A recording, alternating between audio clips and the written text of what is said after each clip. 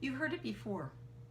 Somebody you know, a coach, a healer, an amazing life influencer suddenly gets sick. They suddenly have a major health challenge. In the years that I've been a coach, I've heard it many times. People who are really, really successful, doing well, and suddenly this health challenge. Sometimes it's their health challenge. Sometimes it's their partner.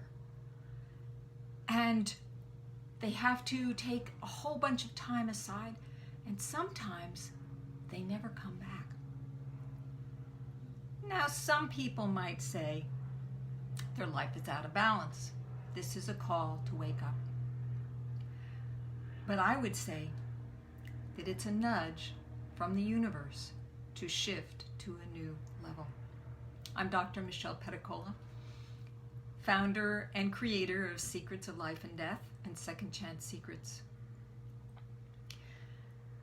And I can tell you from the 20 years I have been coaching people around major life challenges that this is an opportunity to do a makeover.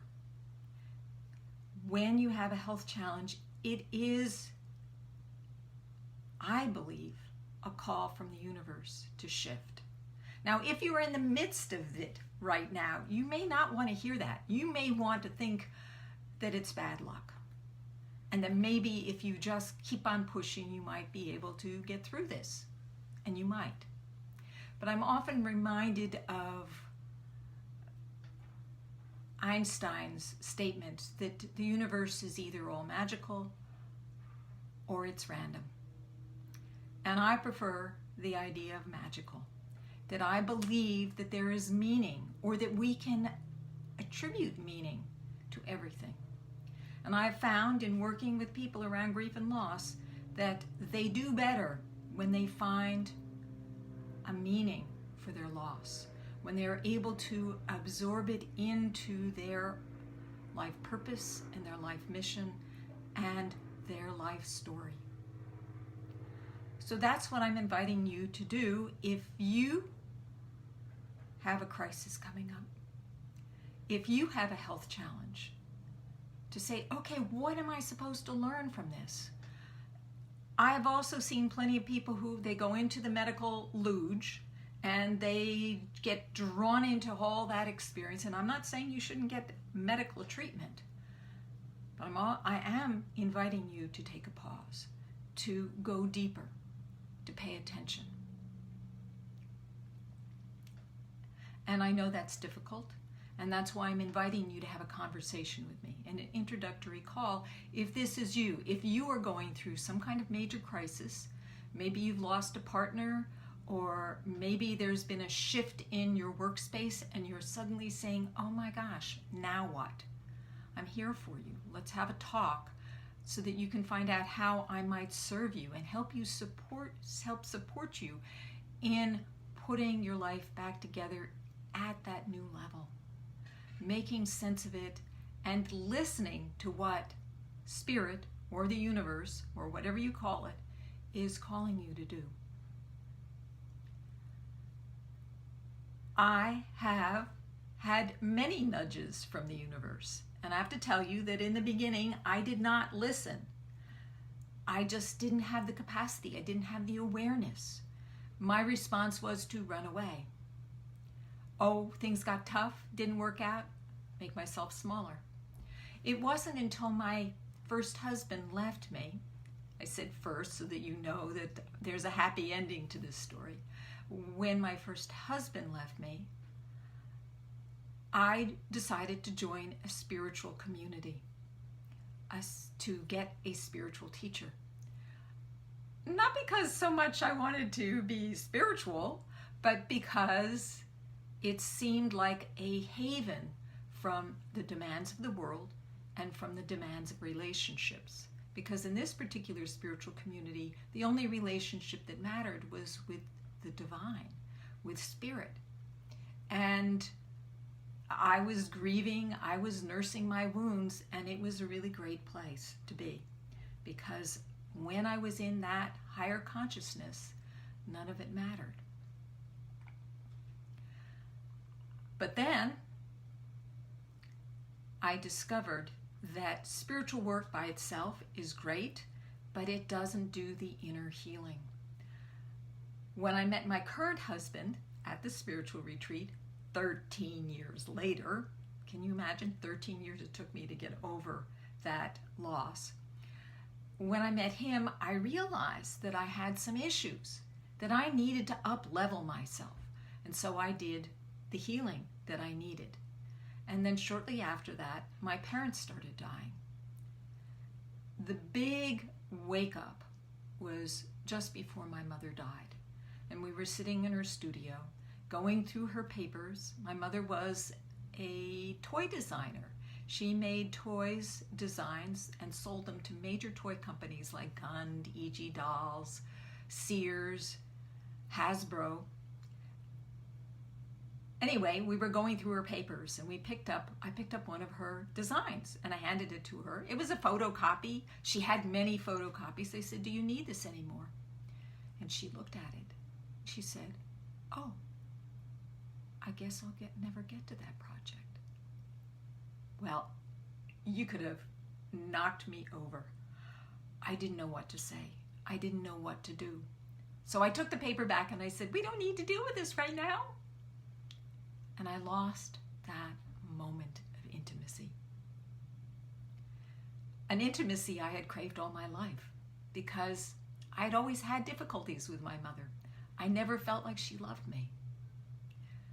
But what she did in that moment was transform my life.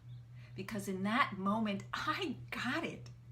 That you must live your life purposefully. Now, my mother was the poster child for living a life purpose. She, often to the neglect of her children, just threw herself completely into her creativity and into selling her creativity. She was amazing. She was accomplished. And if she could feel regret, oh my gosh, I'll never get to this. What did that say about me? I mean, here I was nearly 50 years old. What was I doing with my life? I was playing small. So oftentimes these crises are opportunities to break through to the next level. That's why we're here. So I did. That's when I decided to make my film series, Secrets of Life and Death. And you know, the first film I made, which was Facing Death with Open Eyes, I recorded a presentation by Ram Dass. He's a spiritual leader. You've probably heard of him before. And he had recently gone through a major stroke. Now, here was a person who had helped many, many, many, many people and had written books, and he was very much of an influencer. And here he was. He had a major stroke. He could hardly remember things. And here he is talking, and every now and then he would just go, surfing the silence, because he would forget what he was saying. As I get older, I kind of relate to that. Anyway, he said that his stroke was being stroked by God. So he found meaning in his experience, and he actually really upped his game. He started to understand what people were going through. And I can relate to that too, because when I went through menopause, I went through some very, very painful experiences, including breaking my shoulder. And I got what pain is about. And you know what? You cannot help people if you don't understand pain, if you cannot relate to that. You can't help people unless you suffer at some point. And that's the work I do, is I enable you to take your suffering and transform it into what you need to offer the world next. So if you would like to have a conversation with me, there is a link in the comments section. Let's have a conversation. So this is going to be a short call, but I think there's maybe something else I wanted to say. Yes, okay. So one of the things that you need to learn about crisis is how to listen. Now, when I first went through my crises, lost my first job, lost my husband, I didn't know anything about listening. I thought that the solution was to work harder, to work better, to get it right. Work harder, work better, get it right. But that's not the solution. The solution is to listen deeply. I remember a time when I was first getting together with my current husband. We were separated. I was in San Francisco. He was still back east. And we were on the phone call, and there was something he was trying to communicate to me. And all I wanted to do was get it right. And we were not communicating. And then finally, it got through to me. Oh, I need to just listen. That's all I need. It's not about getting it right. It's about listening. And so that's what I invite you to do, is to learn to listen. And that's what I teach my clients, is how to listen inside. We do a lot of guided journeys. We do a lot of meditation so that you can learn to listen to the inside, to listen to your heart, to listen to your soul. So if you would like to experience that, let's have a call.